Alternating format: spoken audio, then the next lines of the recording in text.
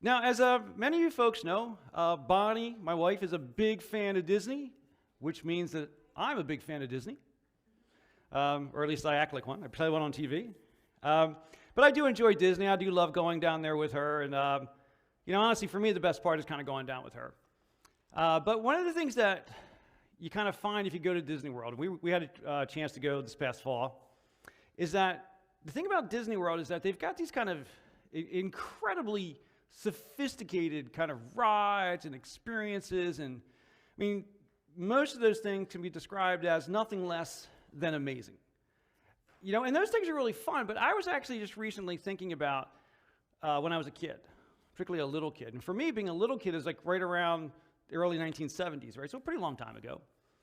And my parents would occasionally take me to amusement parks. But, they were much more kind of local amusement parks. Sometimes it might be like a larger fair, or you might go to the boardwalk at the ocean. And I was thinking about the kind of rides that were there and how much I enjoyed those things too. Things like a Ferris wheel when you're a kid is just amazing. And honestly, it turns out when you're an adult, Ferris wheels are pretty cool too, sort of thing. I don't enjoy roller coasters as much as I used to, and I refuse to ride the Tilt-A-Whirl anymore. But those things are great when you're a kid. But, I was thinking about kind of what it was like to be at kind of a classic amusement park sort of thing. And I was thinking about what it's like when you kind of hang around the bumper cars. Right? Because the bumper cars, you learn a lot about a person by watching them drive a bumper car. Right? You really kind of see these personalities kind of shine through, right? Because there's always the guy who's like, or I should say the guy or the girl who just wants to run into everybody. Like their only purpose is slamming into people along the way. And then there's always the other child who kind of doesn't like that, so kind of goes way to the outside and hoping that no one bumps into him. Or you get the kind of one kid who just kind of turns the wheel and just kind of spins in a circle, like for the entire ride. And I was often the kid who was just trying to drive along, and I'd get too close to the middle, and I'd get stuck on the bumper. And the guy would have to come out and get me unstuck and get me moving again, which always made you feel really manly the whole time. But the reality is, I think most people out there were just kind of trying to just drive their bumper cars, hoping they didn't get bumped into too often.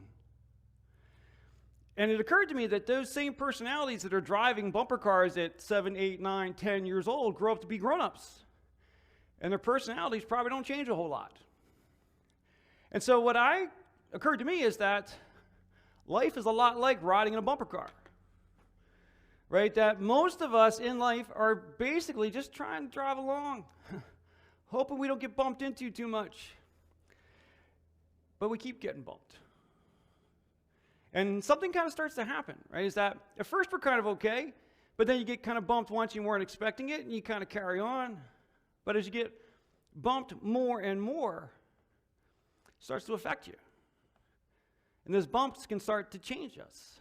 And we can start becoming the person who, you bump into me one more time, I'm bumping right back into you. I'm going to bump into everybody else too, because I'm tired of being bumped anymore. Or other people get kind of had enough, and they become the one who's off to the side just hoping that nothing else bumps them anymore. Or we spin in a circle. Or we were hoping to go so far, but somehow we got stuck. And this time there was no man to come over and get your car unstuck and push you along. So what do we do? Because the reality is that each bump we experience in life, and life is filled with bumps, it affects us. And if we're not careful, it will start to change us. That we may start out with all kinds of great intentions for our lives, but as the stresses and challenges and bumps of life come along, we can very easily become someone we never intended to be. We can become someone we wished we never had become. So we need to guard for that. I think that we actually need to make a choice to not let that be our life.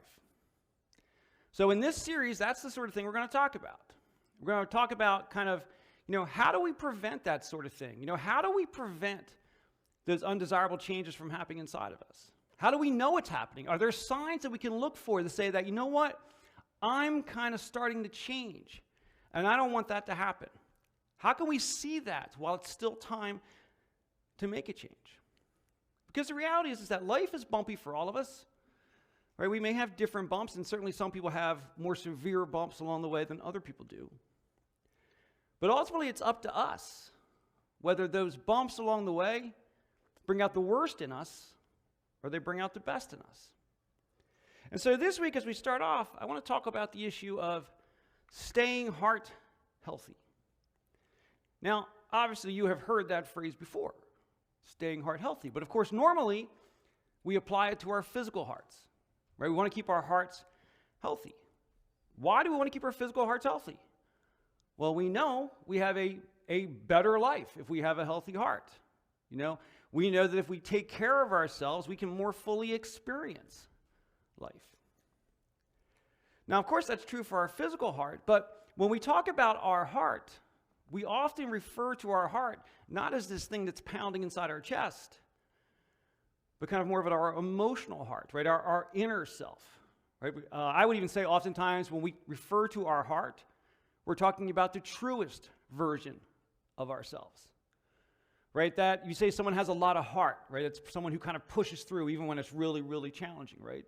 Or if something really sad happens in your life, you have a broken heart, that it's a pain that goes kind of deeper than just a simple emotion, right? So our heart really is, from an emotional sense, one of the most important representations of what's going on inside of us. And so if this emotional concept of our heart is that key to who we are, it seems that it is at least important to take care of that version of our heart as it is to take care of our physical heart. That if we're going to really get the most that life has to offer, and if we're going to really do the most with our lives, we need to care for our heart. We need to care for our wellness. We need to care for our inner self. And it turns out that this is actually something that has been known. The importance of this has been known for thousands of years. Because if we actually reach back to one of the oldest books in what we call the Old Testament, that kind of early part of the Bible, there's a book of wisdom there called Proverbs. And the book of Proverbs is quite ancient. That it was first written down, we think about 3,000 years ago. But we know that these traditions were actually carried orally long before that. And one of the things that the book of Proverbs says to us is, above all else, guard your heart, for everything you do flows from it. Now, clearly, they're not talking about eating Cheerios, right? Getting enough oats and fiber in your day to take care of your heart, right? They're talking about your inner self, right? That you need to take care of who you are. Why? Because it affects everything you do. Now, that certainly sounds important. It affects everything I do. But one of the things that I find really interesting as we look at the Bible, particularly some of these kind of more ancient pieces that were written in ancient Hebrew, I find it really useful to read across different English translations, right? Because there are a number of common English translations. The one that I have on the screen right now is from what we call the NIV, or the New International Version. It's the most widely read English translation of the Bible. And this one here, where it says, above all else, guard your heart, for everything you do flows from it. Well, when it comes to translating ancient Hebrew, this may not be a surprise to you. It's not very easy, right? It's really hard. And so the nature of the Hebrew language is that they often use less words than we do in English. And so translators have to do a lot of work to look at context and how pieces tie together and kind of what's not being written down that's actually being said. And as a result, you'll find subtle differences across English translations. And one of the things that makes this particular one challenging to translate, that second line where it says, for everything you do flows from it, in Hebrew, it has 3 words. For life flows. Or you might even say, for life extends. That's all the Hebrew has written down. So the translators have to look at that and say, well, what was the author really saying here? And on the NIV, they arrived at, for everything you do flows from it. Now, another English translation that I often look at is one called the New Living Translation. That's a translation that's designed for readability. And when they take this same verse, they translate it slightly differently. You'll see that the fundamental meaning remains the same, but it's a bit more powerful emphasis. If we look at the New Living Translation, it says, guard your heart above all else. So they're pretty much the same, right? They just changed the order. But on the second line, instead of everything you do flows from it, it says, guard your heart above all else, for it determines the course of your life. Where your life is heading depends on how well you care for your heart, how well you care for your inner self. Both translations say fundamentally the same thing, but the New Living Translation puts this really powerful emphasis on it. So, what does that mean? I mean, I think we'd all agree that caring for ourselves is important, but I do wonder, in any given day, how much time do I really dedicate to taking care of my heart, taking care of my inner self? How much time do any of us spend on it? Do we go through many, many days never really thinking about how we're doing? Do we actually think about how we're doing with the importance that the course of our life depends on it?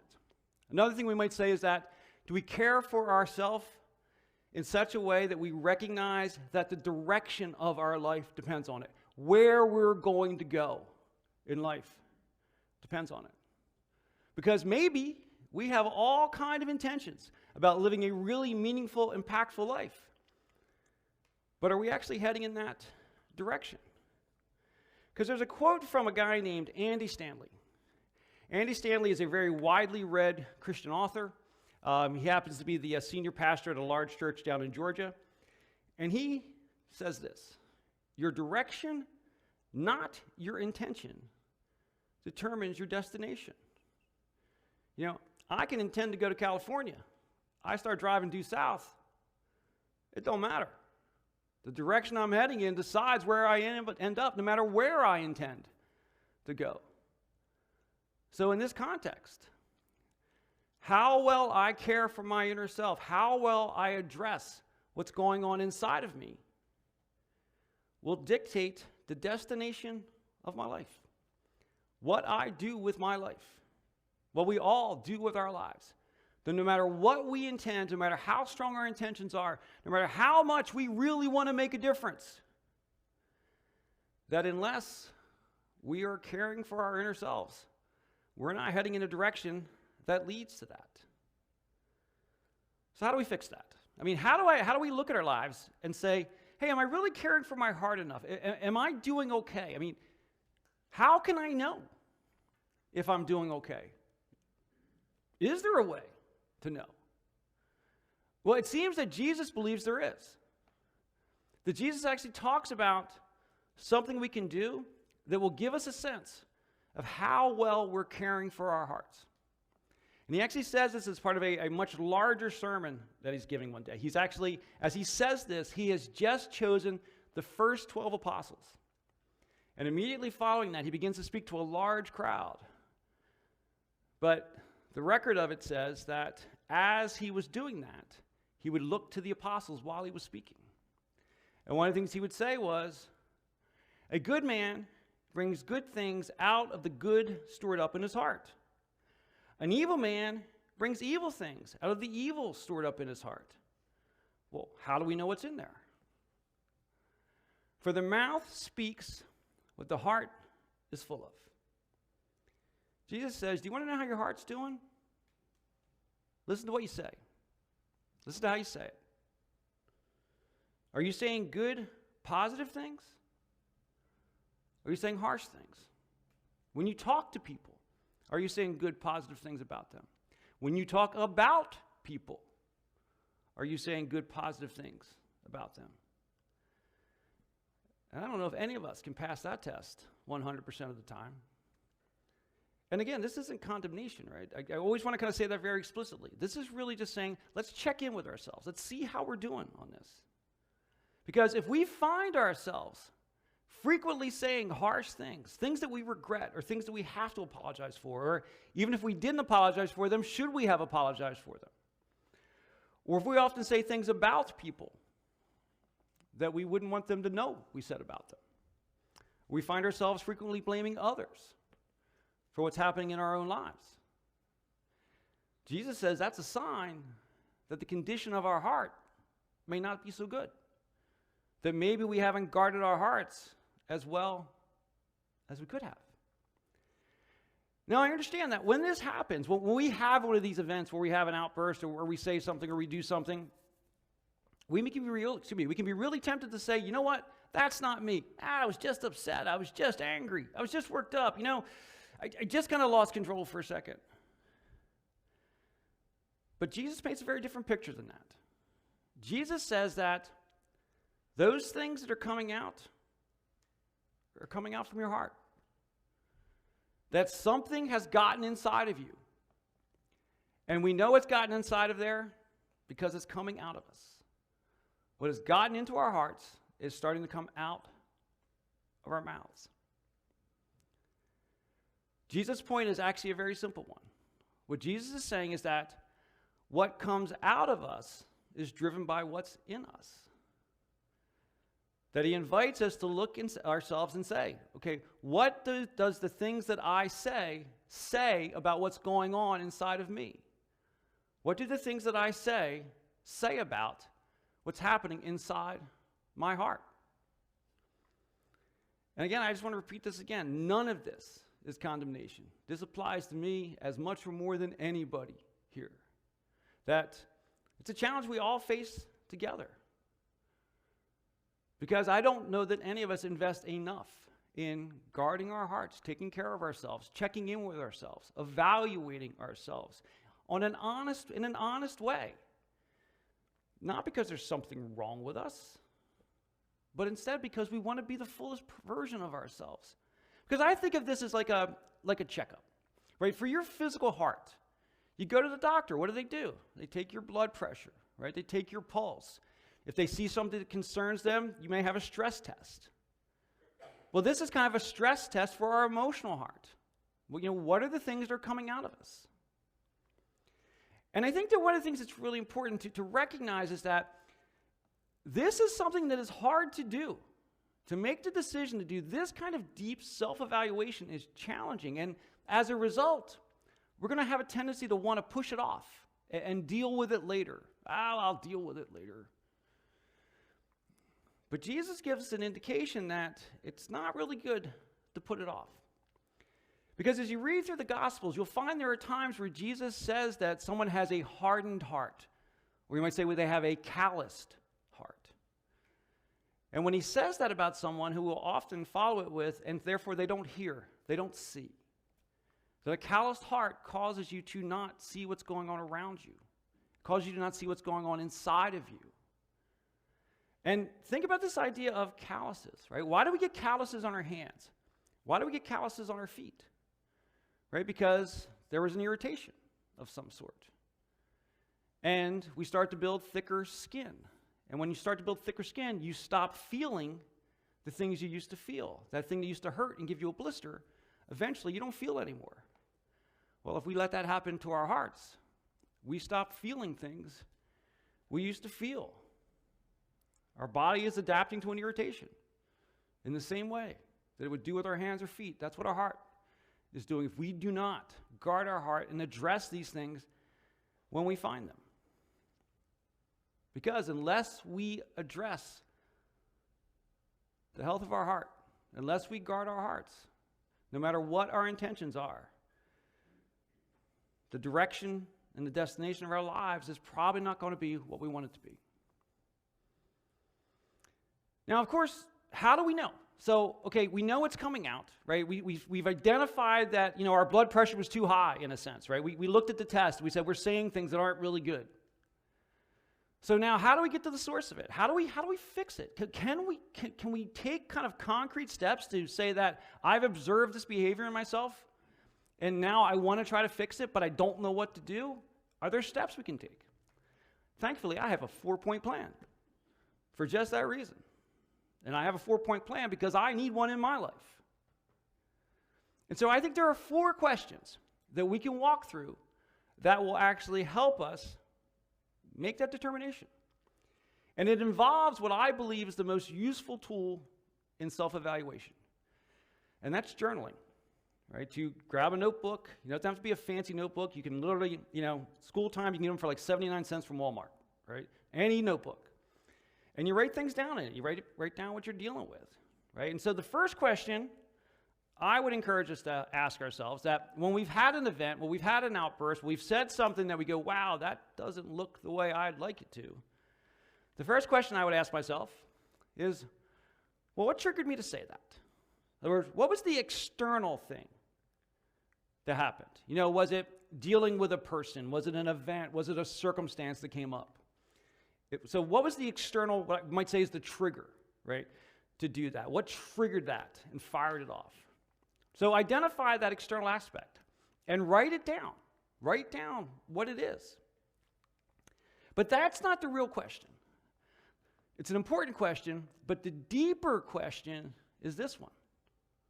What's going on inside of my heart that led me to say that? In other words, what's that external trigger? Okay, we've covered that. But what's happening inside of me that made that happen? Am I angry? Am I frustrated? Do I feel rejected? Do I feel lonely? Do I feel forgotten? Am I resentful of something? And write that answer down. And I would encourage you not just to write angry. I would actually encourage you to write out like what you're really feeling.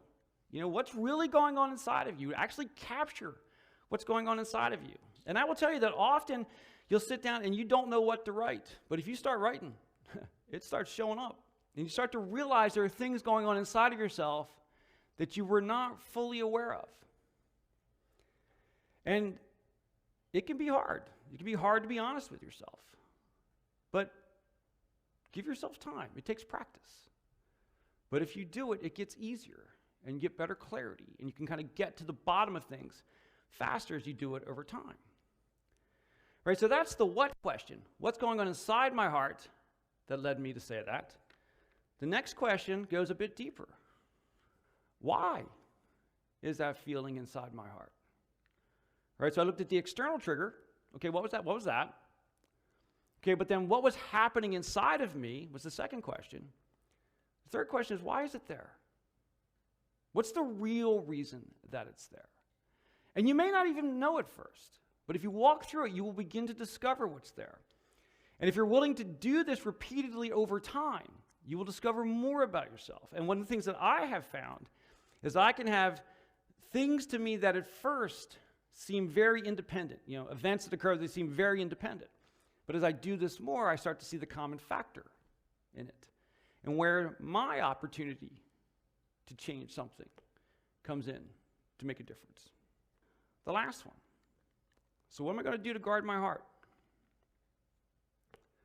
Right, so if I know the trigger, I know what I was feeling, if I've come to understand why I'm feeling it, now what am I going to do about it? And one of the temptations that you might feel, I know I felt sometimes, is that as I kind of first laid these 4 questions out for myself, once I kind of did it once, I decided I could just jump to the 4th question. I don't need to answer the first 3. I'll just jump right to the action thing. That's kind of me. I want to jump to kind of doing it sort of thing. But you can't really do that, right? That if you try to get to what I'm going to do about it before we understand what's happening inside of us, we're not going to really produce a good solution. So we really want to go through it, right? Because we need to kind of go through that difficult step of being honest with ourselves, right? If we get to the why, and we go, well, the why I'm acting this way is a substance issue. And we can be really hard to admit that to ourselves. Well, then I need to get help. I need to go out and talk to somebody. I need to get in a group. Or if the why is because I'm watching too much cable news and I'm all worked up all the time, or I'm reading too much social media and I'm all worked up all the time. Because we'll always convince ourselves that's not really the issue, but it can be a big part of it. We have to remove those things from our lives. If an environment you're in, the people that you're around, if there are things that you're dealing with, if they're upsetting you, can you just adjust your expectations? Is it an issue of just unrealistic expectations that we expect people to act a certain way that's not realistic, and I just need to adjust to that and face that? Sometimes that's the answer. But if you've gone through that and that's still not the answer, then you may have to make other changes and kind of limit your exposure to those sort of things. And sometimes we're dealing with very real issues, very deep issues. Issues that can't be isolated, that might be suppressed feelings, they might be other kind of deeper hurts, kind of the sort of things we talked about in the last series. I would encourage you to do all those things we talked about, the processes we talked about there, and sometimes we need to get help from outside people and counselors and all those sort of things. And give yourself a break. Give yourself a break. Addressing these things is hard. It's something we actually have to learn to do. And so we want to really kind of make a plan around it. That when something happens, kind of hit the journal as fast as you reasonably can. I realize you can't always stop right away and do it, but don't wait till next week to begin this process. Try to deal with it at least the same day, that evening, whatever. Because the sooner you do it, the more effective it's going to be.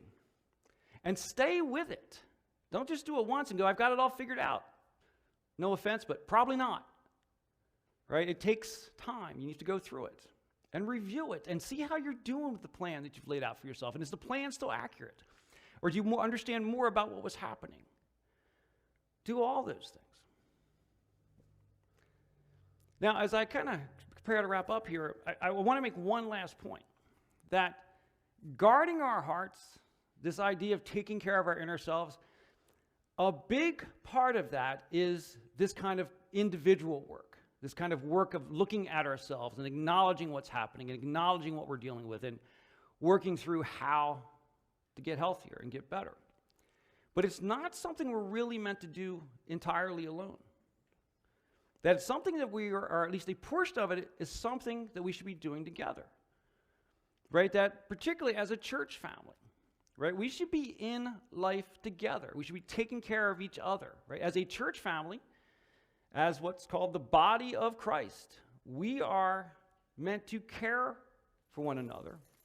And as part of that, we are meant to actually help each other's hearts stay healthy, to really know when people are struggling and to be there for them, but to give them space and allow the person who's hurting to kind of drive the process and kind of put other people's needs ahead of what we want to know and what we want to do, and do all those sort of things. Because I think really, if we try to do it all alone, we're never going to get as healthy as we can be.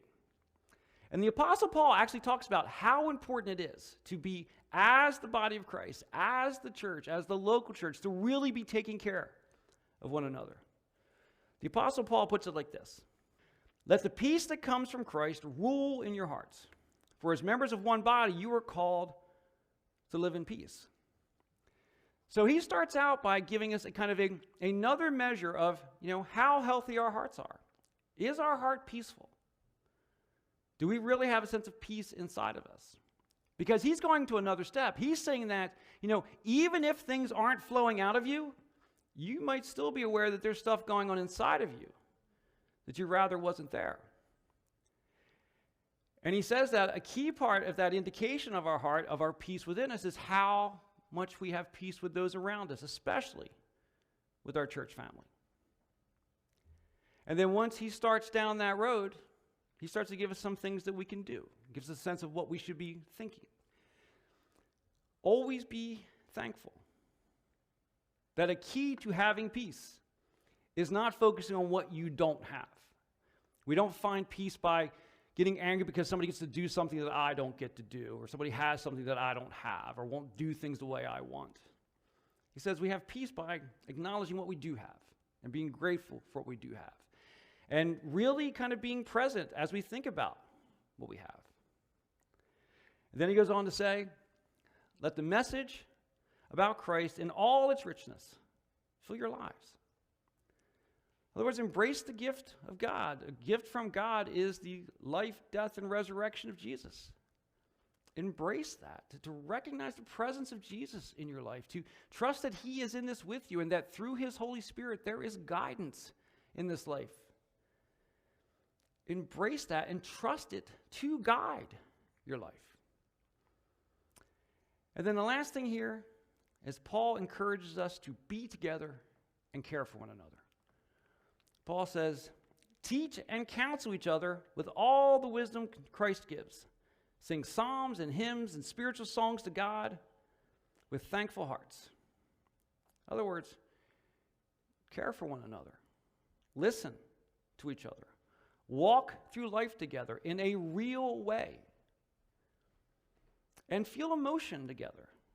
And I think one of the ways that he's pointing that out here is by singing, right? That when we're dealing with spiritual songs, whether they are classic hymns or they are modern ones, when those things touch our hearts and they touch our hearts collectively, there's a shared emotion in that. And there's a mindset that exits with that when we've all connected on a song, we all start to feel a common set of things, and we become better able to connect with one another and hear one another and support one another. Because Paul is mentioning that part of a healthy heart is a heart that connects with other hearts and feels with them and feels for them and supports one another. And he mentions once again, be thankful. Be thankful for each other. Be thankful we're together. Be thankful for the things we share. The reality is that it is not easy to guard our hearts. There is so much in life that is trying to kind of throw us off balance, that is trying to bump us over. But so much depends on it, right? The course of our life, the direction of our life, which means the destination of our lives, depends on it. But the reality is that it requires a level of introspection that is difficult. And the reality is, in my opinion, most people never spend that time. It is so worth it to spend that time, to make that a regular part of who you are. And as you go through this process, if we're really going to be healthy, sometimes we make hard choices. But it's that important. We do that because the direction and destination of our lives depends on it. And it's not something we do alone. It's something we do together. That as one family, as the body of Christ, we do it together with one another.